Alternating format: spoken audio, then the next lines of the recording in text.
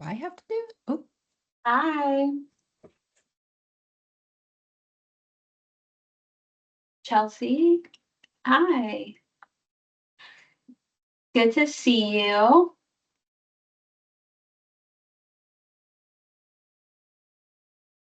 We're just gonna let a couple people trickle in here. I'm gonna pull up all of my scripts. and I'm How going are to you? apologize in advance. Chelsea, I have a very good friend who pronounces her name Chelsea. Oh, And so if I accidentally call you Chelsea, okay. it's a very positive association. Please don't take Is it offense. spelled the She's a same way? wonderful person. What's that? Is it spelled the same way? It SEA? is. And so when I first met her, I was actually very confused. I'm like, but isn't Oh, that this is Chelsea? interesting. Yeah, Yeah. yeah. Okay, because sometimes people read it and say like Chelsea or Yeah. Chelsea. Hmm. My Huh. husband laughed at me. We were going shopping and I said, I want to see if they have a pair of Chelsea boots. And he goes, what did you call them? I'm like, oh, Chelsea boots, not so. Oh, that's funny. I don't, I've always assumed people are like just like reading it phonetically, like really uh, reading it how it's spelled with the, I don't know, but I guess it's I still Chelsea. But People like to that's get really creative with interesting to know. names. Yeah, yeah. Yeah. Cool. Well, hi everyone. Thank you for joining. Learning with an expert. Hi there, Erin. Welcome in. Um, Microsoft Teams is a little bit finicky, so if you click on the chat and you see that your chat is not enabled and you would like to contribute to the chat, just feel free to email me and I'll put my information into the chat so that you all can do that because you should at least be able to see it. All microphones and videos are enabled, so according to your own comfortability, feel free to contribute to the conversation. Um, at the beginning and end, we'll do a little surveys while we're all meeting. And then Angie also has an evaluation that she'll put up. So without further ado, I will go ahead and at least let Angie introduce herself and the topic, and then I'll put the Mentimeter up. Sorry about the little hiccup there. I had to Oh, you're fine. reshare to get my screen back. Um, Thanks, everyone. I'm really excited about this topic. This is actually a topic I can talk about a little bit too much, so you may have to keep me on track, Dejan. Quick little intro of me. Like I said, my name is Angie LeBlanc. I am based in Indianapolis, but I've been doing some work with Mountain Association for over 2 years now and really, really like the community down there. And I'm always excited to connect with people who are doing business in that area. That you guys kind of continually amaze me. And I got the opportunity to visit last year, and you have the most gorgeous little piece of America, and I can't wait to get back. Um, so there's a little bit on the screen about me, but I would love to hear about you guys and what your businesses are.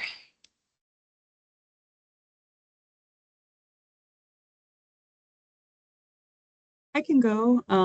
I'm Chelsea. I'm the Workforce Development Coordinator for the Kentucky Horticulture Council. I'm kind of getting the lay of the land of what kinds of business services are available for folks. We do focus some outreach in the workforce development arm of what we do in the Appalachian region counties and the DRA region counties. Yeah, so I'm here to learn um, what you got going on. Thank you. It's great. Also, Welcome. I'm from Kokomo, Indiana, so that's funny. Oh, I are live in you really? Lexington How now, though. funny. Yeah. Yeah, yeah, Small yeah. world. All right. And Nice. Aaron? Hi, I'm Aaron Loveland. I have a digital marketing company that has kind of converted into an AI systems development company over the last few years, and I'm working with the SOAR program in Pikeville, Kentucky right now. So I saw this pop up on the community calendar and figured I would hop in and learn some stuff. So I'm super glad you did. yeah. So a little bit more about me. When I do these, I kind of like when it's a conversation. So at any point, if you have questions, feel free to pop in. The way Teams does this, it's kind of hard for me to see, but Dejan's really good about helping me monitor if stuff's going Yeah. on. And But Angie, I'll introduce myself really quickly. oh, I'm so sorry, Oh no, Dejan. you're fine. You're fine. Everyone doesn't already know you. I know actually, believe it or not. No. I'm Dejan. I'm with the business support services here within Mountain Association. So we have a lot of different ways that we're able to support organizations and entrepreneurs. And so I'll put our information in there. We offer loans at Mountain Association, and we also have an energy team that is able to go out into commercial spaces, look at bills, utility bills, and other things to help see if there's any ways we can cut some coins. So really quickly, if you don't mind, Angie, just to give a little introduction about the topic, and then I'll ask the question. Sure. So employee engagement can kind of take a lot of different forms, and you'll hear people talk about different aspects of it. My goal today is to kind of give you an overview and see what resonates with you, and hopefully this starts to spark some ideas for your individual organization or your situation. But kind of broadly defined, we want employees who come to work and enjoy what they're doing, feel like their company cares that they showed up today. As you kind of read that definition, does anyone else have anything they kind of want to add or something that they think is really important to defining an engaged employee? And it's okay if you don't. Okay. Dejan, do you want to jump in? Yeah, so if you all don't mind, just to take a moment and you fill out this Mentimeter. This will help us gauge your understanding on this topic before we get in, and then at the end, we'll do another one to see where you guys are at afterwards. And while you are doing that, Angie, I really think about an engaged employee being someone who is also able to share their stripes, like the things that aren't working well. I've been in a lot of situations where sometimes that doesn't exist in that relationship that kind of hinders the relationship. So thank you 100%. all for submitting that. So we have some folks that may be really familiar and others that have no clue. I feel like I'm in the middle just simply because of my own self being a professional young woman. I'm only 29 years old. So oftentimes I'm the one diversifying the space in multiple ways. I'm used to working with like 70-year-olds on like local community levels. So I feel like I'm somewhere in the middle where my life has kind of taught me a little bit about this, but I'm always interested in learning more. Wonderful. All right, I'm going to take it back. Bear with me a moment. All right. So it's good to get everybody's baseline. I like that. All right. So first thing, or another thing I want to define is the idea of internal versus external customers. And you guys may already be familiar with this. It is not a concept I made up. It's very much a thing. Our internal customers are our coworkers, our employees. Our external customers are those that are coming in to buy our products or services. And the reason I bring this up is typically in businesses or in organizations, we're very good at being intentional about how we interact with our external customers. And I argued that we want to give that same level of care to our internal customers. And so as you go through this, when you think about how you would speak to a customer, how you would craft an email to that customer, all the ways that you interact with them, I want you to bring that same intentionality to how you think about your internal customers, because intentionality is going to be the overall theme here. You're going to hear me talk about purpose and intention through the whole thing, because this is something that really does take a lot of focus. Pardon me. I also want to just talk real quickly about how many generations we have in the workforce right now. I think this is fascinating, and this is one where I could go on forever about this. Technically, we do have a fifth generation still in the workforce. That's our silent generation folks. They're down to, according to the Department of Labor, like less than 1%. And so I don't mean to diminish their importance, but since they're not that common, I've just chosen to focus on these four. Here's the thing. You guys have probably all seen charts like these and people talking about generational differences. But what I really want to stress is that these are tendencies. They're not rules. Every single one of us can name someone in one of these generations that doesn't seem like they fit that, stereotype. Charts like these should help you just kind of like recognize the differences and get really curious about how those people show up from each generation. But it should be a starting point, not your rule book, if that makes sense. Um, and just kind of keeping in mind as you deal with people, like I think of the example of, like we've got communication on here. If I'm a manager and I want to share some news and I go up to my baby boomer employee and say, hey, can you pop in my office? I want to chat with you real quick. That baby boomer is really like used to that type of communication. That may not seem unusual to them. For a Gen Z employee, that might seem like, oh my God, why am I in trouble? Why am I getting called into the office? And then conversely, if I share that news via text, a baby boomer might be like, why is she texting me? Like I'm down the hall. Why in the world wouldn't she just come talk to me? Whereas a Gen Z employee would go, cool, got it. Wouldn't even think twice about that. And so it's just a thing to keep in mind as we're working with people. And that doesn't mean that you have to have 4 different styles for 4 different generations, but like I might say, hey, gang, when I have something to share, I'm probably just going to shoot you a group text. If you have questions, please know that you can come talk to me. So I'm still meeting people's needs, right? I'm saying that in-person communication is there, but I'm explaining to them a thing that might seem odd to them. So this is kind of why I think the generational differences are important to note, not because you should be, having 4 different management styles and not to put people in boxes, but again, to just kind of recognize and appreciate those differences. Diversity of thought is good in any way we can get it. And when we talk about the generations, I mean, think about the experience and wisdom that somebody who's been in the workforce for a long time brings to your team. And then also somebody who's brand new to the workforce who has that fresh perspective and has these new ideas that you may not have heard of. So it's definitely something that we value now that we have all these generations. So that's just kind of a, not disclaimer exactly, but something to be mindful to as we walk through this. Does anyone have thoughts or opinions they want to share on generational differences? Okay. So employee engagement is highly tied to culture, and culture could be its own workplace. And I'm so sorry, I just got a cat under my desk meowing. I don't know if you can hear it, but hopefully he's going to stop in a second. Culture could be its own workshop, but I kind of put the words here that we most commonly see associated with culture.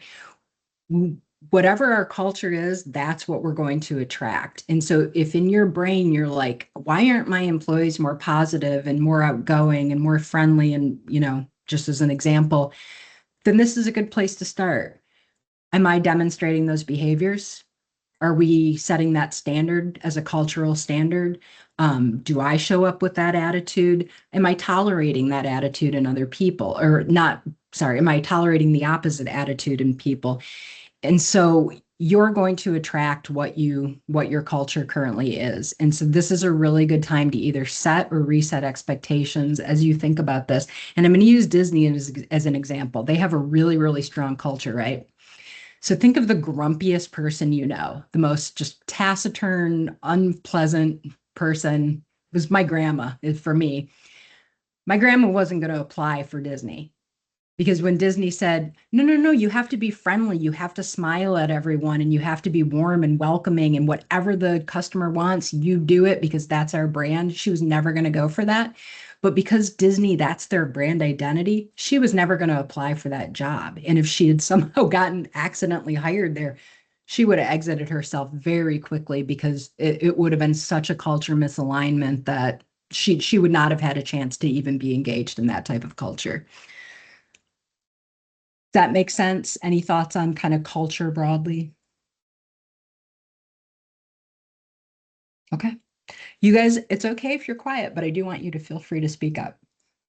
I think culture is something that maybe not a lot of people think about before they're entering the workforce, or, Oh, yeah. while they're even changing jobs. I think kind of as you get a little bit more experience, you start saying, okay, I need to ask, how do other people feel about this job, or how are other employees feeling, you know?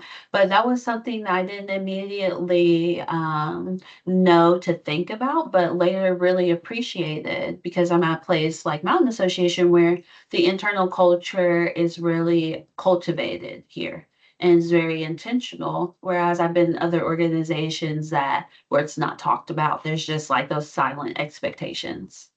Yeah, it's definitely something we're seeing more discussion on in the workplace. I mean, when I was young and they were like, what do you want to do? It was all about the task. What task do you want to do with your career?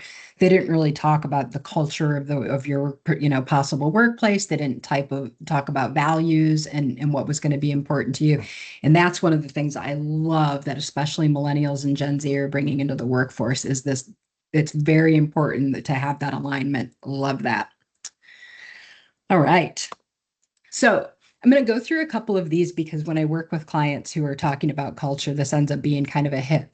So if you are saying, I want my culture to be friendly and courteous, I think all my employees should be friendly and courteous. And then you feel like I'm not living up to that expectation, you and I may have a different definition of friendly. So I really encourage people when you are making a job posting in all your internal messaging, in your coaching sessions, um, always use like very specific examples of what you mean, because that's how you're defining your culture. So instead of saying that I want somebody who's friendly, I'm going to say, hey, in your job, we expect you to greet every customer with a smile and a warm welcome. And again, if I'm a grumpy Gus, I'm going to read that in the job description and go, ooh, I'm not doing that. That sounds like a huge drag. And I'm going to leave. If I'm having a employee coaching session, I can say, we always want to be friendly and courteous, and that includes listening without interrupting. And in the meeting today, you were interrupting Dejan, and I want to, call your attention to that. But it gives us that baseline and sets those standards and the expectations, and it's really important. So I'll go through a couple more of these. Team player. I cringe every time I see this in a job description because this looks different to everyone. And if I only roll my eyes at you behind your back, and I call that I'm a team player because I'm suppressing my disdain for my team, that's obviously not what you mean. So having these examples, somebody who jumps in to register without being asked, helps a coworker who's fallen behind, speaks up in meetings with solutions, not just problems. We're giving examples of really specific behaviors. We're not hoping that we all have the same definition of team player. We're telling our team what team player looks like in our organization. I'll do one more here because this is another one I see all the time. We need really strong communicators. Okay. If I tell you, yeah, I respond to every email I get, I call myself a strong communicator. But if the expectation in your organization is that that is done within one business day, then you got to be really clear about that. And that's how we set that culture. And not only is this protecting your brand and your culture, you are letting the employees know what that expectation is. You're removing that ambiguity. It's not really fair to hold someone to a standard that's really never been defined. And that is something that will cause an employee to check out really, really quickly if they feel like they're never really sure what's expected of them. Either because, standards haven't been explained, there's not relevant training, there's a number of reasons for that. But these examples are meant to kind of show you how being really clear and intentional in what you're expecting from your employees is kind of that foundation of engaging your employees. They know what's expected from the beginning, and they can either opt in or opt out before they even start working for you. And then from day one, you have set the same expectation with everyone. And then hopefully you're holding everyone to that expectation, which we will also talk about. All right. So you have hired these fantastic people, right? Does anyone think that they have a really good training program in their organization? Everybody's got some work to do. Okay, that's fair. And that's not bad to admit that. I see this get skipped more than any other thing. It's unreal. And we're all so busy. I have worked for years in the nonprofit industry where you are constantly trying to do as much as humanly possible with not enough resources. It's the nature of the work. And so one of the first things to go, God, if I could sit here all day and tell you about the terrible onboarding experiences I've had where it's been, I was going to spend some time with you today, but I got pulled into a meeting. So just read the handbook and I'll be back in 2 hours. And I'm left alone in an office with a handbook. Should I have that handbook? Absolutely. But that's not a great way to start. For one, I'm not getting a very intentional training experience. The person after me might get a good one, but I didn't. And so now me and that person, we didn't start on the same footing. Nobody level set expectations with us.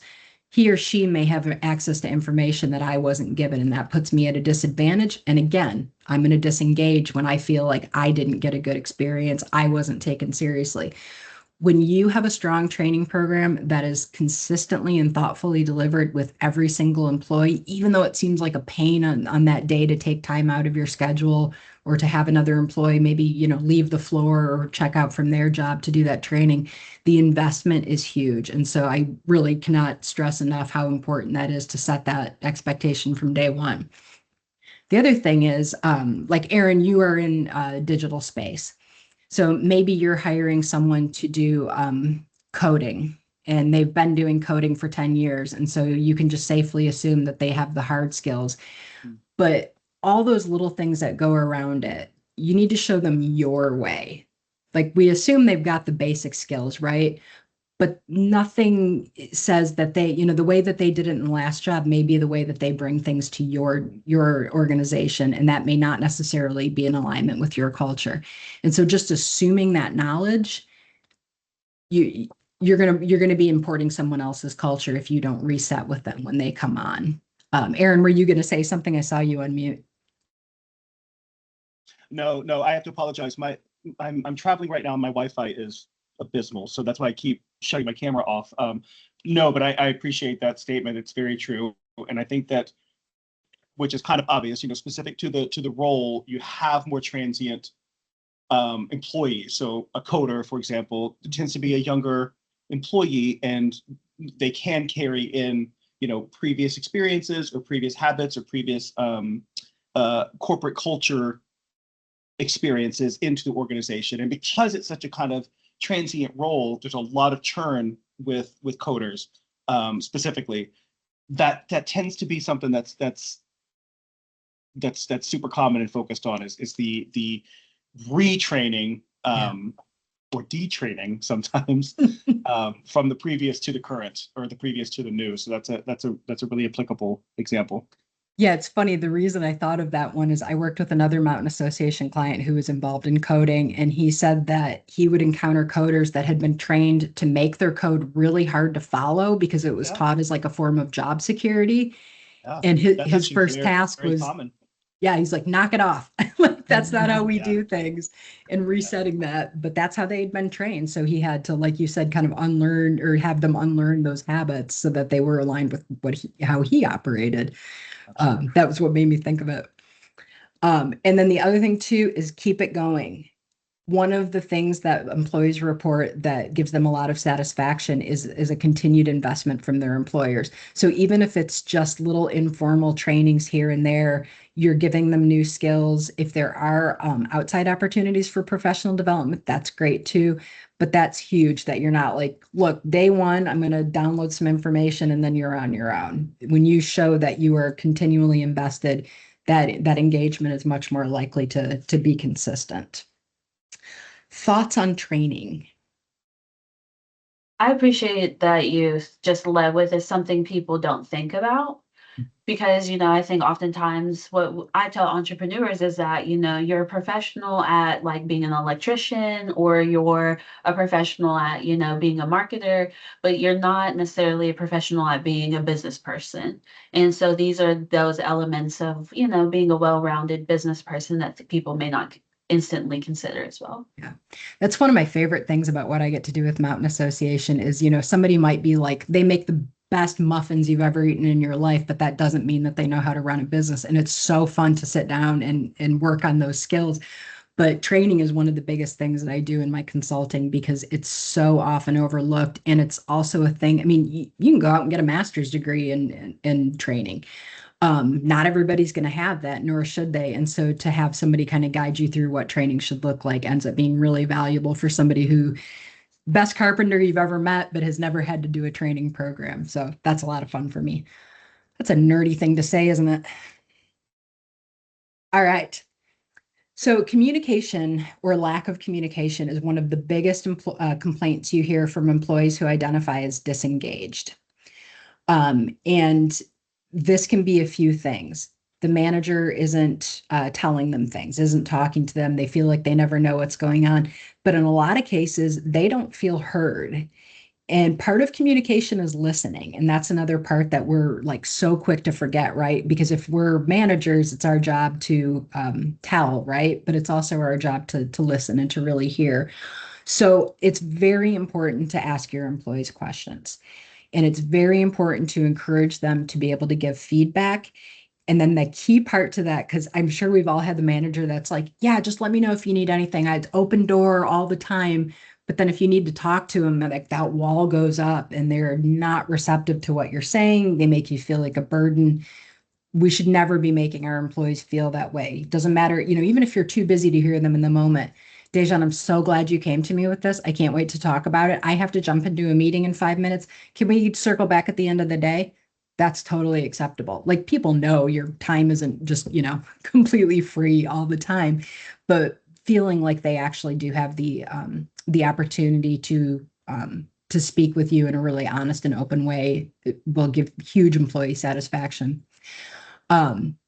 Transparency. And I have a story that I think perfectly illustrates how you make people feel when you're not transparent. Many, many years ago, this was probably 20 some years ago, I was working for a digital professional digital photo studio in Grand Rapids, Michigan, which is where I'm from.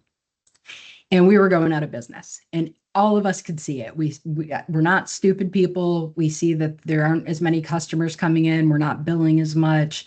All of a sudden, the owner is having kind of these closed door meetings. And so we start asking, what's going on? Nothing. Everything's fine. Everything's fine. It's just a slow period, which was a lie. And so one day he comes in, or sorry, he doesn't come in. One day we come in and we're told that we're going out of business at the end of the week, that we're all out of a job. And we weren't completely unprepared because, again, it was a small company. We could see what was happening, but we were lied to the entire time. We were trying to get the information, and for a lot of us, that could have been time to prepare, okay, in 2 weeks, we are going to close the doors. But instead we had, 4 days notice. This owner also was never seen in that company again. He told the manager to come in and tell us, and then he stayed home. And so our manager had to be the bad guy. Our manager had to face all of the customers. It was the worst feeling. And if you're letting your managers be the bearer of bad news, you are actually making yourself the villain and your manager the hero, which is what he did, was because this guy had to come in and face us all. And the owner was the coward that stayed home. So people respect honesty, authenticity. When you're not afraid to face people, customers, internal or external, and give them bad news, that goes a long way with people. And think about that in your own experience. And of course, that's true. So another part of this is in listening to employees is really empowering them. A lot of us, we've talked about generations. I will self-identify that I'm Gen X, and I was very much raised in a house where authority was top down. And so that was my relationship with authority. When I went to work, all my managers were top down. That was just how we did things. That's dead. And if we're still leading that way, that's also going to disengage employees. The most successful leaders right now are ones that come alongside their employees and get their hands dirty when they have to, who understand the ins and outs. It's very hard, right, for an employee to say, yeah, you can lead me. You have no idea what I do. You couldn't do my job for 5 minutes. You have no understanding of what my day is, but you can lead me. It just doesn't happen anymore. And so it's really important to involve employees wherever we can. And one big way is in decision making. So if you are going to change a product or service, talk to your frontline employees.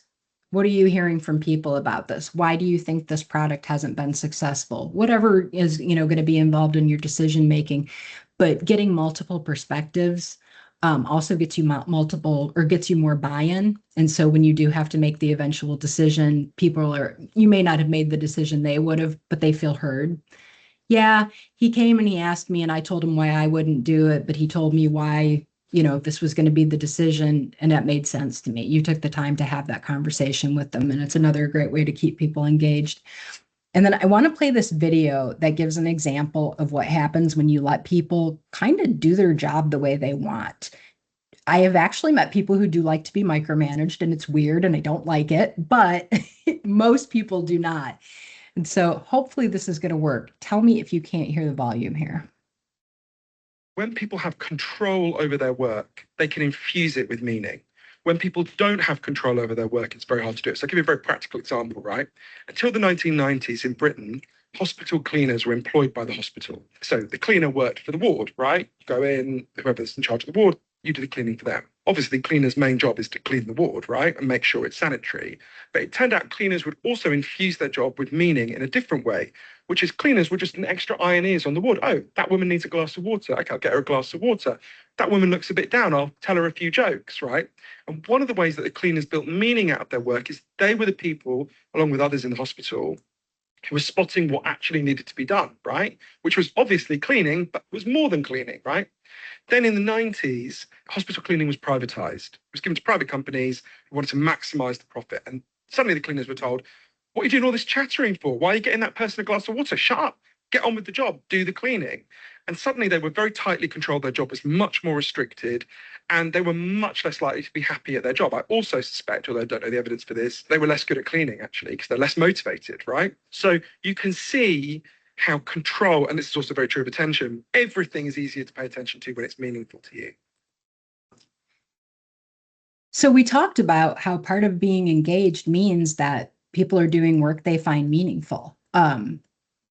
If somebody has applied to be a janitor, then that must be work that appeals to them in some respect. But if how they found meaning was by interacting with the patients, I think that's great. And I would much rather work in an environment where I could say good morning to the patients and I could say, oh, do you need another pillow or a glass of water or whatever? That's the kind of place I want to work at. And if anyone disagrees, by all means, speak up now. But look for those little ways in your organization where you can give people that kind of control. The work from home change that we saw during the pandemic has been great for a lot of people because of that. If I want to start my day at 7 a.m. so that I can take 2 hours off in the afternoon because I have to go to my daughter's school for something, I'm still getting the work done, right? I'm not missing meetings. I'm not behind on my tasks, but I chose to start my workday earlier so that I could take a break in the middle of the day. Why not do that? One of the wonderful things that millennials and Gen Z are bringing is this idea of work-life balance. Boomers and even Gen X were much more likely to just, nope, I go in, I do the job, I work as hard as I can. My father told me, I don't care how sick you are, you go to work. Can you imagine in this year, 2026, if people were showing up to work sick, you'd be horrified. But that was how I was raised, is that demonstrated work ethic. And now I would say to somebody on my team, you're sick, go home. I know you're going to get the work done. I trust you. And that person is going to be much more engaged than somebody who has to sit at their desk with the flu and cough their way through the day to get the job done. Do you guys in your workplaces or in your environments have any examples of that kind of like where people are empowered to do work in their own way? Absolutely. Absolutely. Especially, anything you want to share? Well, so I typically work, my company is really small, really lean. And so we help larger enterprise companies, obviously their marketing and their AI and all that kind of fun stuff. So a lot of that, again, if we go back to that kind of coding task or role, a lot of it lives in either a hyper creative space or a hyper technical space. There's not a ton of administrative in between. There's some obviously to keep the cogs turning, but those types of skills and those types of positions tend to have a lot of flexibility in that as well. And just innately, just baked into the position. Where it's not as rigid as 8:30 to 5:30 or the half an hour lunch or whatever. So a lot of the work that I do, a lot of the clients that I work with, that's kind of their structure where it's I mean, not even any really PTO anymore. It's kind of fully open, and as long as the work is getting done and the work is at the quality and the capacity that is appropriate, do your thing. I don't know that works for every industry, obviously, but that's a lot of the clients in my portfolio. That's kind of how they run their business, and they seem to have and it really feeds into culture, corporate culture. I think it frees up a lot of time, obviously, for provides a lot of flexibility and bandwidth in terms of scheduling and timing for the employees. But I think it does also for the company itself, i.e., in its training schedule, in its kind of corporate culture initiatives, in its diversity and inclusion initiatives and things too. So that kind of flexibility, I think, is really interesting if it can be managed appropriately. Yeah, and it does definitely look different in every industry, but I hope that more and more managers are looking at like not sweating those little things and letting people choose how that goes down. Whether it's the flexibility of the hours, or I did a job years ago where the person who was training me was like, you need to be using commas in your greeting. So instead of writing like, hello, Dejan, comma, she wanted me to write, hello, comma, Dejan, comma, which is grammatically correct. But I was like, girl, did you seriously just like police my comma usage in my emails? Like that kind of stuff will just drive people out the door. It did for me. So I'll mention I'm developing a few different registered apprenticeship programs in green industry. So it could look like landscape and turf maintenance management. It could look like arboriculture, which is professional tree care, or we're working on some protected ag or controlled environment agriculture registered apprenticeship. So this webinar has been great at getting me to think about like, what does training really look like? Because we have on the job training, which is part of the registered apprenticeship. And then there's their related instruction, which would be off the job learning. But what does someone doing things in their own way look like when your job is like weeding the garden bed? So that's just really interesting. And then the Equip Expo is a huge conference in Louisville for green industry, and it seems like some of their most popular sessions have to do with like training the trainers, or like supervisor, middle management types like of roles, learning those management and people skills. So it'll be interesting that as I get to know employers who want to have apprentices, how can I help them in that training? I think ideally, if someone is already doing a very high quality training program, having that be registered apprenticeship, they're just going to be checking the boxes. But I think we may end up at a point where, especially for smaller, newer businesses, they might need some support in figuring out how to be a very effective employer and trainer in that sense. We're also kind of working with internship as well. Getting, like maybe college students or graduating high school students, there's sort of summer hands-on experiences with, landscaping, plant nursery. But a lot of those folks, I think a barrier to doing that is because they just don't know how to, make this a worthwhile experience for this person. You're so speaking my language right now. First of all, your job sounds so interesting. Yes, I have a comment too. Forget these coders. Yeah, that sounds really cool. Yeah. So years ago, I worked for a company that did like audiovisual, like big conferences and things. And the people who would be managers were just kind of the best audio technician would get promoted to like a lead position. And when I started, they had me come in to evaluate their training program. And this guy, nice guy, he was very technical. He didn't have like the world's greatest social skills. And he's showing them on the soundboard, and he goes, well, I mean, you could do it that way if you don't care about doing it wrong. That is not how we talk to our trainees. Anti-training. Yeah. But he didn't have a plan. And why would he? The guy was an audio genius, but he had never learned how to be a trainer. And so one of the first things I did with them is for this company was institute a train the trainer program. So when you had these amazing technicians who had decades of knowledge in this industry that was highly specialized, we're giving them the tools to be able to then translate that knowledge into like understandable and implementable like knowledge for, a new technician without talking to them like they were idiots Yeah. because they didn't Yeah, know. I work a lot with like extension agents and some faculty as well. We have programs that we partner with those folks, Yeah, but I see that, that's and cool. I like I've done a lot of school too. It's like you see these people who, even though you have the information, you don't necessarily know how to teach. Yeah. So Well, one Yeah, thing it's I also kind of really been. oh, sorry, go go ahead. ahead, Aaron. I was just going to speak to really quickly that parallel is modality, right? So depending on the type of training, is it an app-based training, or depending on the type of position, right? So some of the green positions that you were talking about that are in the field all day or whatever, and don't necessarily have to or can sit down in front or interact one-on-one with a trainer. Does this look like an app? Does this look like a online course? So the modalities of training too, I think, are mm, and it's an important part of how it's all baked in. mhm. A lot of Yeah, old Yeah. school job shadowing.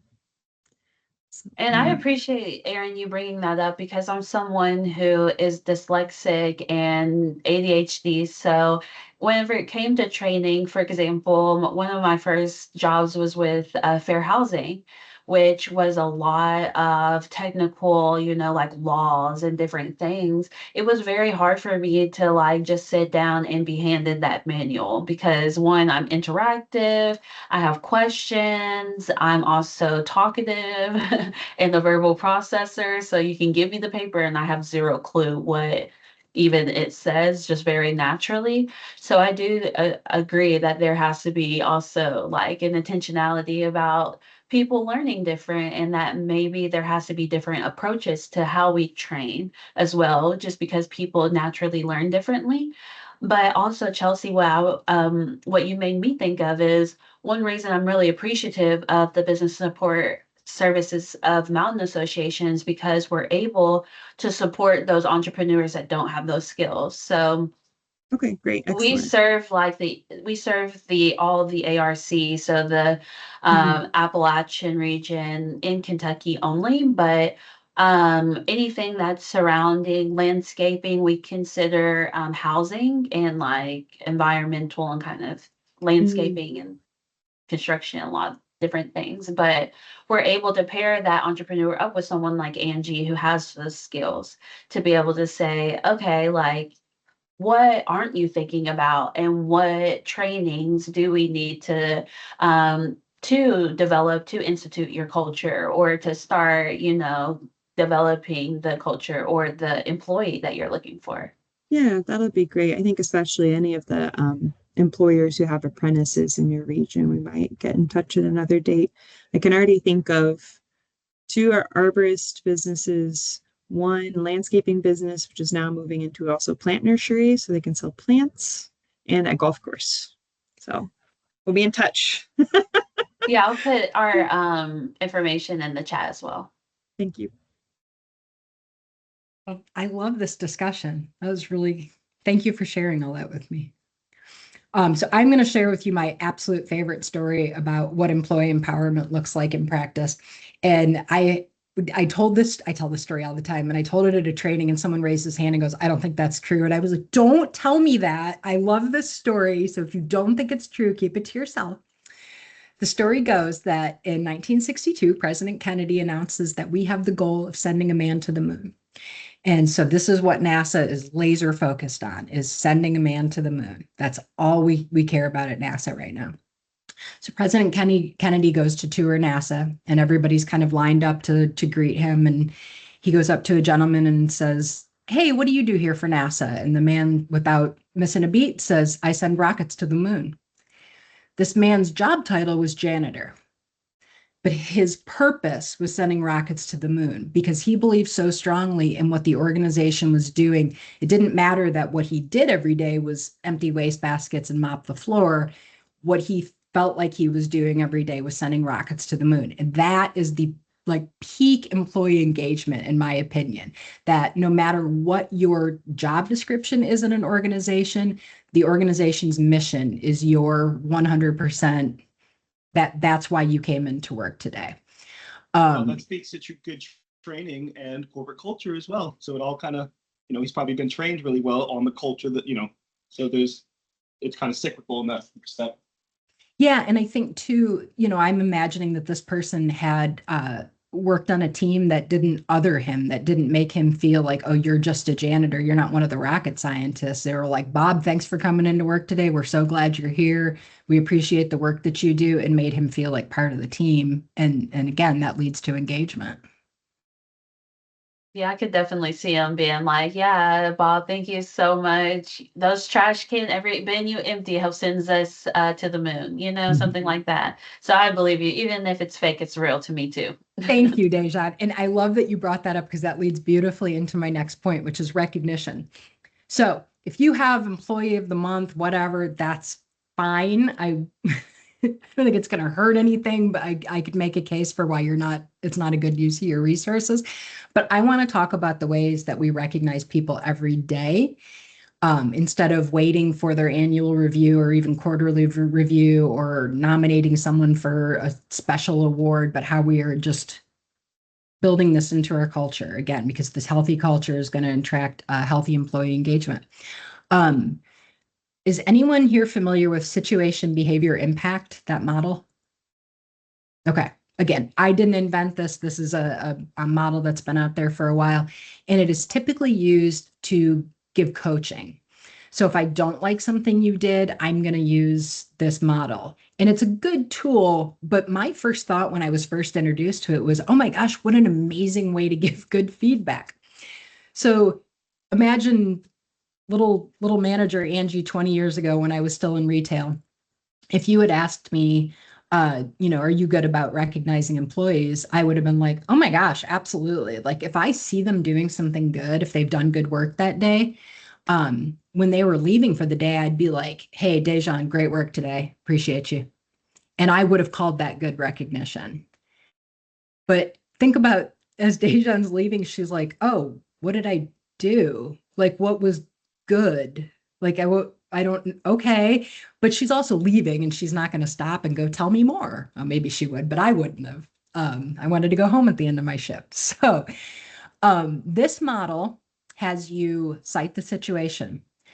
Hey, Chelsea, today when you were working with that angry customer, when she came in and she was like screaming the minute she hit the door, I've identified the situation so we know exactly what I'm talking about. You kept your cool. Like, I couldn't tell at all that she got under your skin. You were like, absolutely, your composure was impeccable.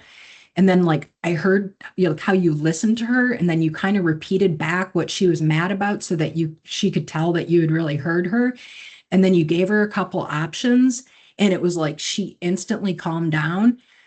That's like going to be a lifelong customer. I mean, like you turned an upset customer into like a really happy customer. And I was so impressed with how you did that. Thank you so much. Because all your coworkers saw that too. And you just felt like a great example for the team. That's so much more impactful. And when we talk about the behaviors we want to see repeated, they're more likely to be repeated. So in that moment, I have let Chelsea know that she's a rock star, that I noticed that she's a rock star, because she already knew it, right? But she needs to know that I know it. And so I've demonstrated, like, not just like that she did a good job, but that I really noticed a behavior that I was really impressed with and that I want to see continue. So I've told her the situation, I've told her the specific behaviors and what the impact was. Her team saw it, it set a great example, it made a customer happy, it was good for our business. So she's got a very clear definition of what she did that was so great. And if I'm an employee and I'm getting that kind of feedback, that feels amazing. And I'm coming back tomorrow to do more of the same so that I can get more of that great feedback. Does anyone disagree with that? Would anyone not want that kind of recognition? Yeah, I didn't think so. Some people are a little shy of recognition, and you have to be careful of, there's definitely people that want. Is that a Midwestern thing, or is that just an everywhere thing? What's that? Being That's shy everywhere. to get positive recognition. That's an everywhere thing? I think it's how your parents raised you. Yeah. Yeah, that's a really good point, Dejan, because my parents were like, that's bragging. Exactly. Yes, which I think like is most of our parents. Yeah, I was supposed to be that quiet generation, and right? modest. Yep. But some people want you to stand them up in the middle of the room at the team meeting and talk about how amazing they are. I would always prefer to have quiet, private feedback personally. But that's another area too, where when in doubt, talk to your team. and as you get to know them, like if you knew me for 5 minutes, you'd be like, oh, Angie doesn't want anyone to sing happy birthday to her, let alone like get, stand up and get a round of applause. So I think this is an amazing tool. And if you think it's appropriate to do it in front of the team, then you think that person will, get energy from it and not feel like anxious from it, then that's fine. But it's this idea of, again, this intentionality. We're not just saying, good job, you're such a good employee, you do great work. We're talking about specific behaviors, attitudes, all those culture pieces that when we see them, we call them out so that they're going to be repeated. Did we lose Aaron? I think we did. Oh, that makes me sad. Hopefully he can rejoin us. I just looked at the time. Let me keep moving. Oh, sorry. I did put 10-minute warning in the chat, but I didn't. Oh, I don't have the chat. I need to get better with Teams, Dejan. I apologize. It's okay. So hopefully the overarching theme and what you're taking away is that none of this is just going to happen if we all go in with the best intentions, that like we really need to execute and be specific and intentional about what those intentions are. So I have created a worksheet that we're going to send to you guys that is just a really quick 10 questions and then one action item. So the idea is that, do it today. Give yourself a quick temperature check for yourself as a leader in your organization, but then it's also about the team, so the organization as a whole. And then it's going to ask you to identify what's one thing I could start on today.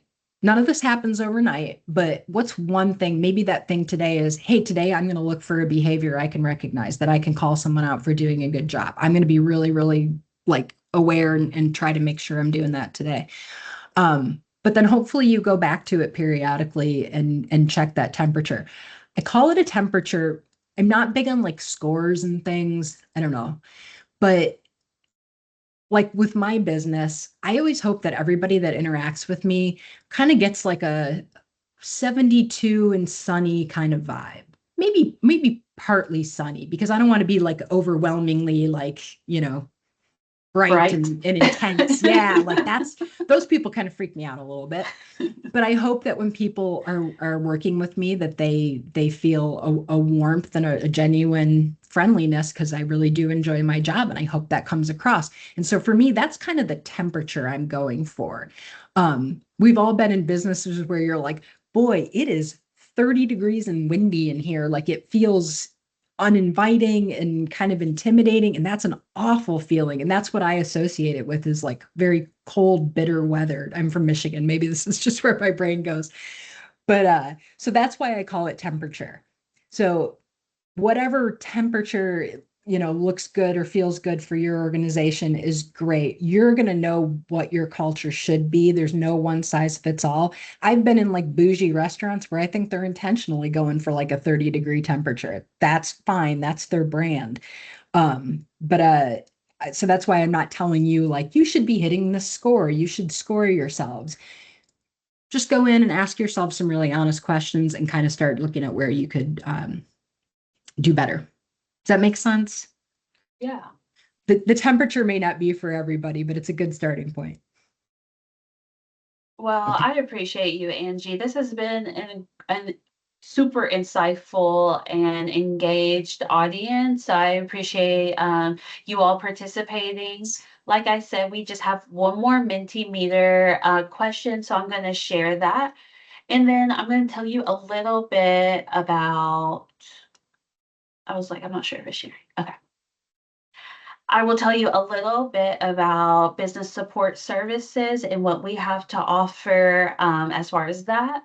We help folks anywhere between basically with any business needs. So whether it be you're interested in creating a business plan, all the way to you're interested in a website, or you need help transferring your financials into a business financials. So all aspects of a business, we're able to support folks in. Right now, we're really focusing on our key sectors, which are housing, and by housing is also construction and related. That's where I said that horticulture would definitely kind of fit in there. Childcare, disaster and recovery, and food access. And with food access, that does look like restaurants and other things. One last thing I will show you all is We also have a learning platform called Initiate. And I tried to find a supporting module that supports the topic today. And on our platform, we have a module that is about attracting and retaining good employees. And so if you're actually interested in becoming a part of Initiate, what's really cool is that you can come in here and like employees, like type in something. Chelsea, you may really be interested in this because you will be able to assign these modules to yourself or to others. So let's say hiring employees, there's these little readings, and then these on the side will tell you this is a template that can be downloaded, and then this is a calculator that's within the system.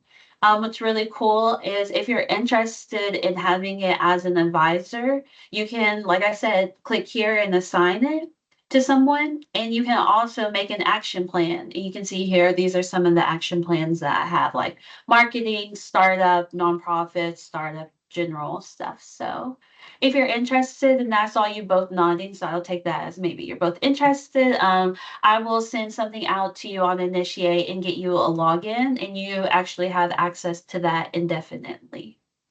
The final tidbit that we have is that Angie will be available to answer any specific questions that you may have in a one-on-one drop-in, and that will be held next week at the same time, so next Thursday at 1 o'clock. And after this presentation finishes, we'll have a recording. I'll send out that worksheet, and then there will be access to get into that one-on-one. So like I said, I appreciate you all for coming today. Are you all have any last notes or thoughts, closing remarks? I will say Thank you real very quick, if there is something you guys want to dive into more deeply, like office hours is a great time to do that. Like Chelsea, if you wanted to go really deep into training plans and stuff, like happy to chat more in depth because I know that that's an overview of a lot of things that we could go a lot deeper on. And Aaron, I cut you off. I apologize. I was just saying thank you. This was a great presentation. I appreciate it. Oh, thank you for joining. This is fun.